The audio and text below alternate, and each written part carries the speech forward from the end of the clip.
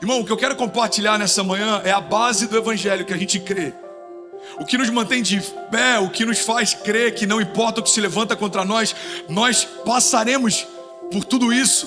É por um motivo: Jesus venceu a própria morte. É como se fosse o último limite, o último patamar, o último grande desafio. Então, quando Jesus vence a morte, Ele está ressignificando para nós qual é o nosso limite. Irmão, se nem a morte pode pará-lo, quem pode parar você? Se nem a morte pode detê-lo, quem pode deter você? Essa declaração que a gente faz, se Deus é por nós, quem será contra nós? Ela só faz sentido porque nem a morte, que era o último inimigo a ser vencido, conseguiu pará-lo. Então eu quero liberar isso sobre você. Você pode levantar suas mãos em nome de Jesus e declarar: diga, a morte não parou Jesus. Diga, não vai me parar também. Diga, o inferno não deteve Jesus. Diga, não vai me deter também, porque maior é o que está em mim do que tudo que se levanta ao meu redor. E as batalhas que eu venço a partir de hoje, diga, já foram vencidas naquela cruz. Irmão, a certeza que nós temos da vitória é porque a vitória não é um resultado que vai vir. A vitória que nós temos pelo sangue de Jesus é um resultado que já veio. Nós já somos mais do que vencedores. Nós já somos vitoriosos. A palavra está falando a respeito de uma vitória que vai vir no futuro, mas fala a respeito de uma luta que já foi travada no passado. E é por isso que é tão difícil a gente conseguir entender o que significa confiar, mesmo em tempos difíceis. Irmão, olha para mim, só consegue confiar quem aprende a passear na eternidade. Só consegue confiar quem aprende a passear na eternidade. Porque eu preciso descansar no presente, confiando na vitória do futuro, sabendo que tudo isso existe por uma garantia que Deus já estabeleceu no passado. E é difícil pra gente olhar para 2021 e falar, vai dar tudo certo. Se a gente olhar para o presente e tentar enxergar uma esperança no futuro. Pastor, não vai dar tudo certo. Olha para mim, irmão, não se distrai não, pelo amor de Deus. Pastor, não vai dar tudo certo.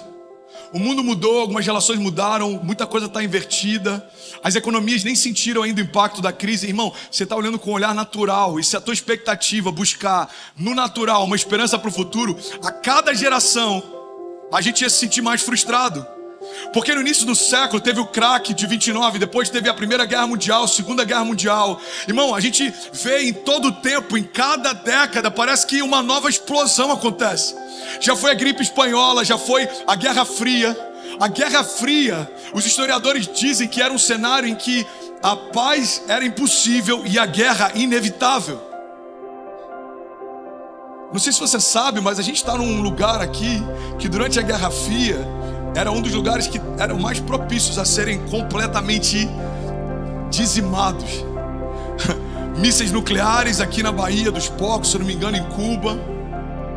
União Soviética, Estados Unidos. O que você quer dizer com isso, André? O que eu quero dizer é que toda estação enfrenta momentos difíceis. Toda estação enfrenta momentos de crise.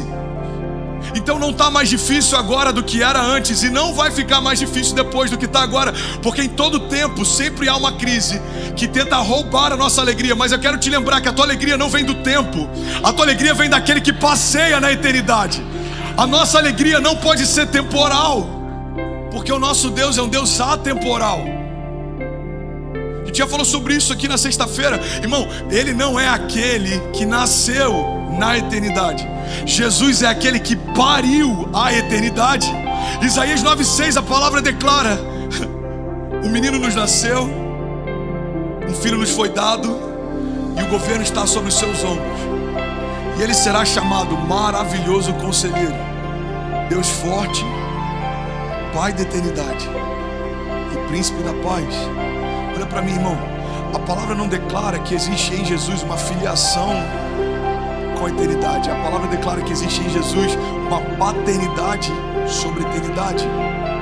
Então, aquele que gerou a eternidade passeia nela. Aquele que gerou a eternidade se move nela. Aquele que gerou a eternidade se diverte nela. Eu creio que existem algumas coisas que a gente acha que são o final da nossa história, e Deus, por conhecer a eternidade, em alguns momentos eu vou botar aqui isso entre aspas e com uma liberdade quase que poética, ok? Ele acha graça de alguma das crises que a gente acha que são o final da nossa história.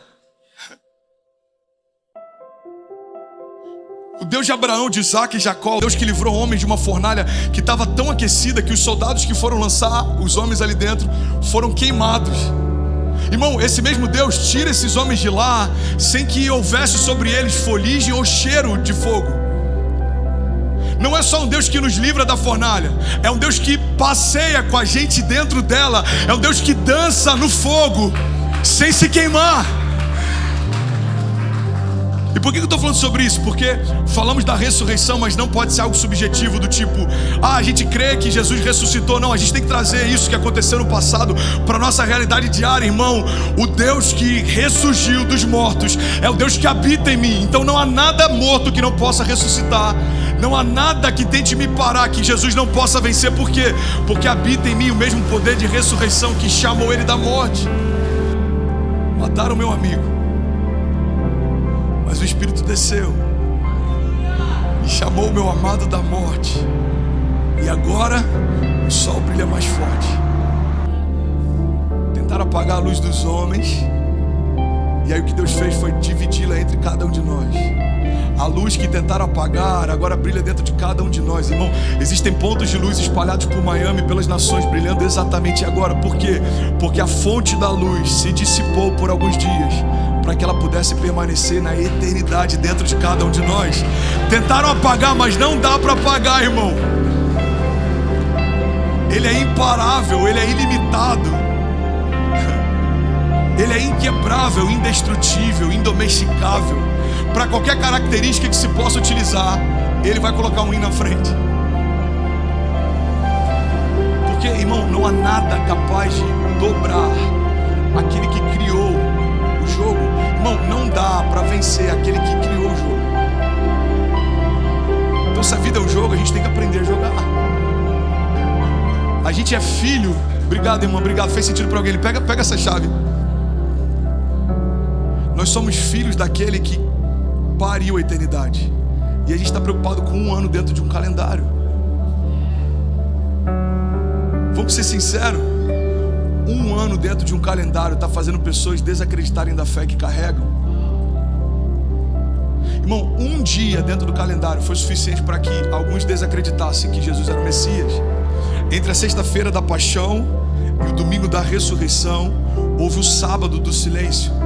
No sábado houve um êxodo absurdo. Multidões saíram da cidade santa porque acreditavam que ali era o final da história. Você percebe? Um dia fez com que alguns desacreditassem na promessa. Um dia, quem dirá um ano? Eu não estou dizendo que é fácil permanecer em tempos de crise, mas eu estou querendo trazer a tua memória que a tua vitória não vai vir nesse ano. A tua vitória já veio. Você só tem que acessar, irmão. Você só tem que acessar. A minha vitória vem daquele que criou a eternidade e passeia nela. A minha vitória vem daquele que criou todas as coisas e se diverte enquanto vê a gente dominando sobre elas. Quem é esse, irmão, que até o vento e o mar lhe obedecem? É aquele que criou o mar quando nada existia e disse para o mar: até onde você pode ir? Qual é o teu limite? Vamos ser sinceros, olha para cá. Não faz sentido, sobre qualquer aspecto, se a gente for analisar a criação, não faz sentido conhecermos mais a respeito do espaço, que na verdade ainda não conhecemos nada, do que aquilo que conhecemos em relação ao fundo do mar. Irmão, Deus ele é tão detalhista, a ponto de ter criado espécies que talvez quando Jesus voltar a gente nem vai ter conhecido elas ainda. E ainda assim desenhou cada uma delas com uma característica, uma cor e um desígnio. Existem animais diferentes, existem estrelas que a gente nunca vai conhecer. Existem algumas delas que brilham, mas já morreram há tempos. Mas a gente está há tanto tempo de distância, milhares de anos-luz, que elas morreram há milhares de anos atrás, mas até que a gente perceba que a luz se apagou, elas continuam brilhando no céu. Como tentar questionar um Deus que criou o universo e a Via Láctea e passeia por planetas desconhecidos e criou o universo? Irmão, ele não é um Deus que habita dentro do universo, ele também pariu o universo. Então, enquanto a gente se esforça para construir mecanismos que fazem com que a gente consiga enxergar o que está longe, Deus ele está passeando lá no nosso futuro, esperando a gente chegar. Irmão, existem planetas que emitem som. Você sabia disso? Uma das coisas mais emocionantes que eu vi, qualquer dia desse a gente pode compartilhar esse vídeo aqui, um trecho dele, é um teólogo que estuda os planetas e as estrelas, e ele pega aquela passagem que fala que todo ser louva ao Senhor, e aí ele vai em algum dos planetas, e sabe o que descobriram? Cada um deles emitem sons. Irmão, toda a criação pulsa.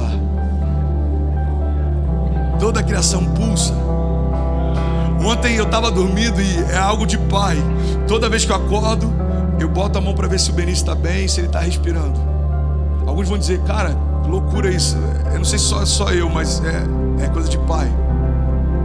E aí eu fiquei olhando para ele, aí eu botei a mão no coraçãozinho dele e estava lá. Você já parou para pensar por que um coração bate? Porque Deus ordenou que batesse. Deus disse, bata até o dia em que eu disser, that's it. Então está lá o coração de cada um aqui batendo. Você não consegue ouvir as batidas do teu coração, mas ele está aí pulsando. Pega isso, irmão. Você não consegue nem perceber que você está respirando. É algo natural, mas você está aí. É cada segundo o teu pulmão se enche de ar e coloca para fora algo que não serve mais. Assim é a vida de Deus pulsando dentro de nós, irmão. O espírito de ressurreição está pulsando dentro de você. E é num domingo como esse que a gente precisa lembrar que em um momento, quando Deus disse, agora esse espírito trouxe de volta à vida aquilo que estava morto. Irmão, a Páscoa não pode ser um feriado evangélico ou cristão ou religioso que a gente lembra uma vez por ano. A ressurreição acontece todos os dias. Quando você abre os teus olhos e acorda, você tem mais um dia para poder fazer história. A gente está lá dormindo sem consciência do que está acontecendo. Você abriu os teus olhos, é mais um dia para fazer história. Irmão, a gente precisa perguntar em algumas das nossas manhãs, pai, como que a gente vai fazer história hoje? O que você quer fazer hoje? Para onde você vai me levar hoje? Que resposta de oração a gente vai se tornar hoje? Por quê? Porque o espírito de ressurreição, cada um dos seus dias te trouxe de volta para a vida e te mantém de pé. Eu preguei sobre isso na sexta-feira, Gênesis, a palavra fala que Deus criou. Você vai no hebraico, bará, ou seja, Ele não só cria, mas sustenta a criação. Irmão, Deus não só criou você, Deus sustenta você. E se algo dentro de você morrer, existe poder nele para ressuscitar você. A Bíblia diz, aqueles que creem nele, mesmo que morram, viverão. Aquele que crê nele, mesmo que morra, viverá.